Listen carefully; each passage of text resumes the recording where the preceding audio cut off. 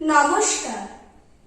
কবিগুরু রবীন্দ্রনাথ ঠাকুরের ১৬৪তম জন্মজয়ন্তী উপলক্ষে আমার নিবেদন তাঁরই লেখা একটি কবিতা, পথের বাঁধন। পথ বেঁধে দিল বন্ধনহীন গ্রন্থি, আমরা দুজন চলতি হওয়ার পন্থী। রঙিন নিমেষ ধুলার দুলাল, পরাণে ছড়ায় আবির গুলাল। ওড়না ওড়ায় বর্ষার মেঘ দিগঙ্গনার বৃত্ত, হঠাৎ আলোর ঝলকানি লেগে ঝলমল করে চিত্ত।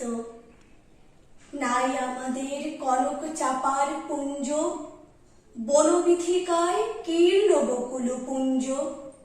হঠাৎ কখন সন্ধ্যা বেলায় নামহারা ফুল গন্ধ এলায়। প্রভাত বেলায় হেলা ভরে করে অরুণ কিরণে তুচ্ছ, উদ্যত যত শাখার শিখরে রডোডেনড্রন গুচ্ছ। নাই আমাদের সঞ্চিত ধনরত্ন, নাই রে ঘরের লালন ললিত যত্ন।